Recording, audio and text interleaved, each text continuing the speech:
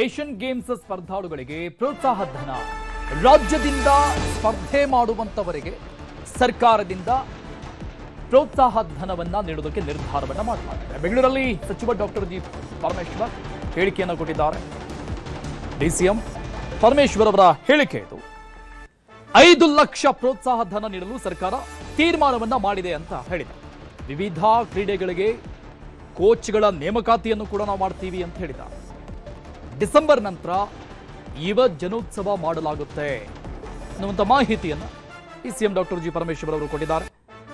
ಪ್ರೋತ್ಸಾಹ ಧನವನ್ನ ವಿತರಿಸುವುದು ರಾಜ್ಯ ಸರ್ಕಾರದಿಂದ ಅಂತ ಘೋಷಿಸಿದ್ದಾರೆ. ರಾಜ್ಯದಲ್ಲಿ ಮತ್ತೊಂದು ಸ್ಕೀಮನ್ನು ತರ್ತಾ ಇದ್ದೇವೆ.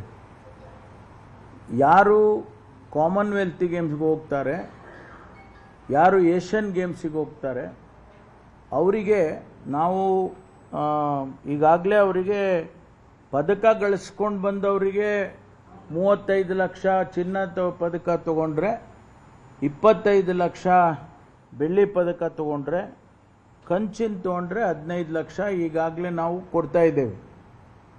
ಅದರ ಜೊತೆಗೆ ಪ್ರೋತ್ಸಾಹ ಧನ ಅಂತ ಹೇಳಿ ಯಾರ್ಯಾರು ರೆಪ್ರೆಸೆಂಟ್ ಮಾಡ್ತಾರೆ, ಮೆಡಲ್ ತೊಗೊಂಡವರಲ್ಲ, whoever represents the state in these games, Asian games and Commonwealth games, ಅದರಲ್ಲಿ ಅವರಿಗೆ 5 ಲಕ್ಷ ರೂಪಾಯಿಯನ್ನು ಪ್ರೋತ್ಸಾಹ ಧನವಾಗಿ ಕೊಡ್ತೇವೆ. Anybody and everybody whoever represents. ಅದು ಹೊಸ ಕಾರ್ಯಕ್ರಮ ಇದು. ಈ ಬಾರಿ ನಾನು ಕೇಳಿದ್ರೆ ಎಷ್ಟು 12 ಜನ ಹೋಗಿದ್ದಾರೆ ಕಾಮನ್ವೆಲ್ತ್ಗೆ. ಸರಾಸರಿ 15ರಿಂದ 20 ಜನ ಹೋಗ್ತಾರೆ ಅಂತ ಭಾವಿಸಿದ್ದೀವಿ. ಅಲ್ಲ, ಈಗ ಕಾಮನ್ವೆಲ್ತ್ಗೆ ಹೋಗಿದಾರಲ್ಲ, ಅಲ್ಲಿ ಕ್ಯಾಂಪ್ ನಡೀತಾ ಇದೆ. ಕ್ಯಾಂಪ್ನಲ್ಲಿರೋರು ಈಗ ಅವರು ಹೋಗ್ತಾರೆ. ಓಕೆ, 23ಕ್ಕಲ್ಲ.